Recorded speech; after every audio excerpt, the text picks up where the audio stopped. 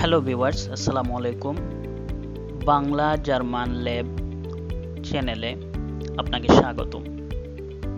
আজ আমরা জার্মান বর্ণমালার উচ্চারণগুলো শিখব। ইতিপূর্বে আমাদের ইউটিউব চ্যানেলে জার্মান বর্ণমালার উচ্চারণগুলো দেয়া আছে, আপনি সেগুলো দেখতে পারেন। আজকে আমরা আলোচনা করব যে জার্মান কোন অক্ষর কি উচ্চারণ দেয় সেটা একটু বিস্তারিত আলোচনা করব, কারণ এটা অনেক প্রয়োজন যখন আপনি জার্মান পরীক্ষাতে স্প্রেশন মানে স্পিকিং যখন পরীক্ষায় অংশগ্রহণ করবেন, তখন জার্মান উচ্চারণটা খুব গুরুত্বপূর্ণ। তো চলুন আর দেরি না করি, আমরা শুরু করি। আমরা প্রথমেই যে অক্ষর দেখতে পাচ্ছি সেটি হচ্ছে আ। আপনারা নিশ্চয়ই স্ক্রিনে দেখতে পাচ্ছেন, আপনারা সেদিকে খেয়াল রাখেন। প্রথম অক্ষরটি হচ্ছে আ।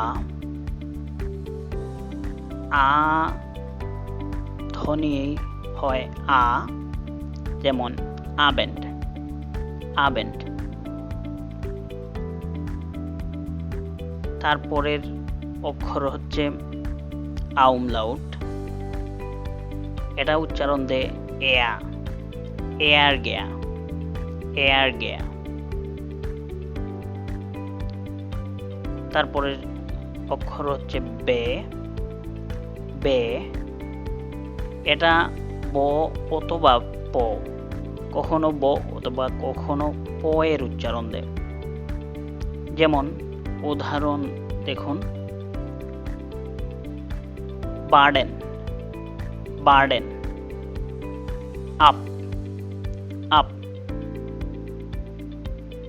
তারপরের অক্ষর হচ্ছে সে।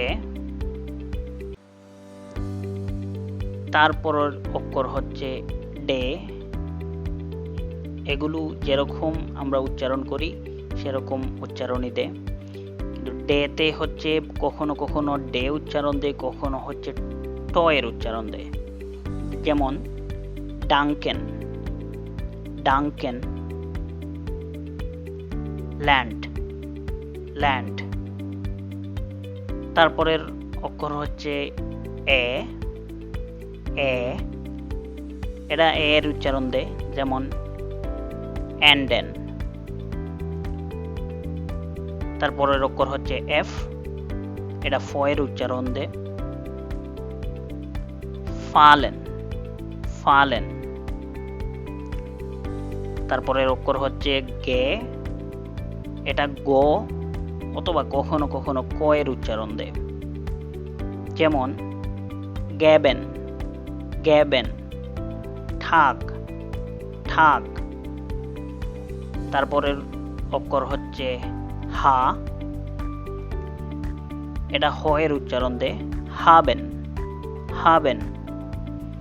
তারপরের অক্ষর হচ্ছে ই।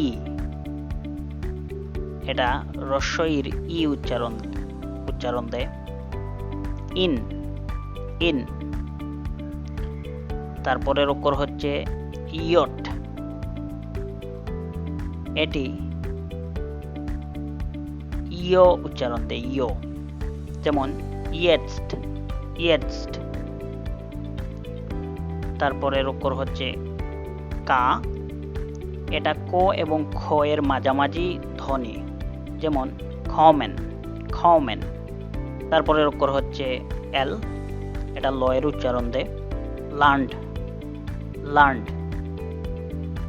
তারপরের অক্ষর হচ্ছে এম, ম এর উচ্চারণ দেয়, মালেন, মালেন।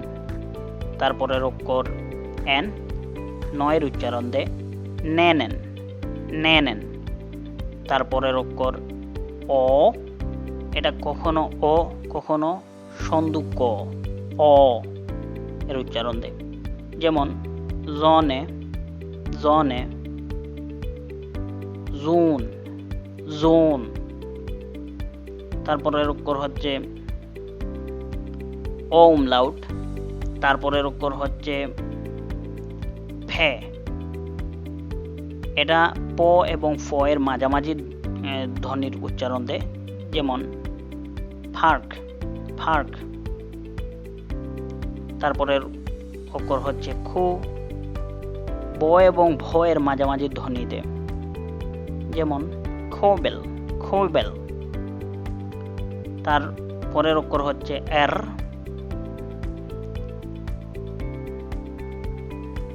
এটি উচ্চারণ দেয় র এর, তবে এই রটা অনেক নড়াচড়া করে, যেমন রাটেন, রাটেন। তারপরের অক্ষর হচ্ছে এস, এটা বর্কজ স অথবা ছ, তিনটা অক্ষরে উচ্চারণ দিতে পারে, যেমন জনে, জনে, স্ট্যাট, স্ট্যাট, হাউস, হাউস। তারপরে হচ্ছে এসেট, এটা স এর উচ্চারণ দেয়, স্ট্রাসে, স্ট্রাসে। তারপরে অক্ষর হচ্ছে টে, এটা ট এবং থ এর মাঝামাঝি ধ্বনি উচ্চারণ দেয়, যেমন ঠাক, ঠাক।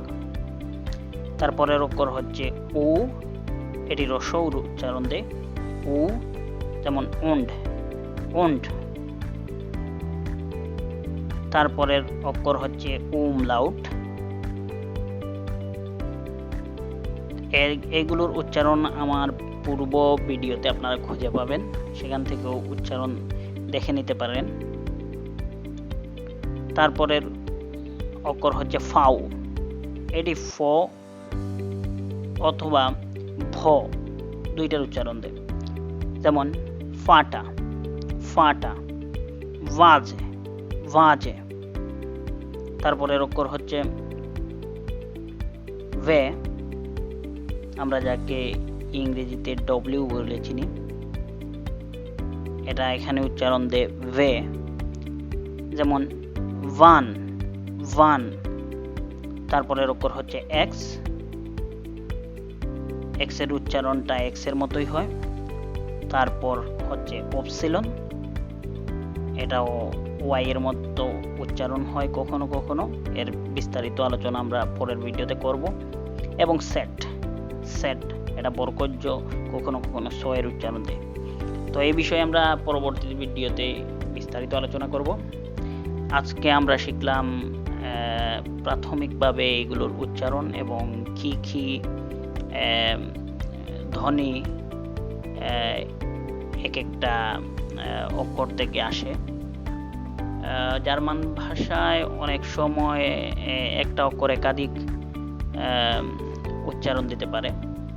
তো সামনের ভিডিওতে আমরা শিখব আরও একটু বিস্তারিতভাবে, কারণ এগুলো সবচেয়ে প্রয়োজনীয় বিষয় আমাদের বেসিকের জন্য।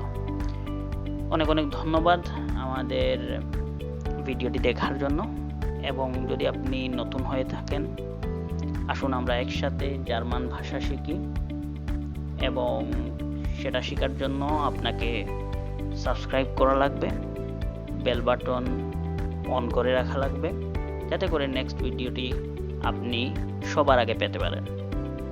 ধন্যবাদ।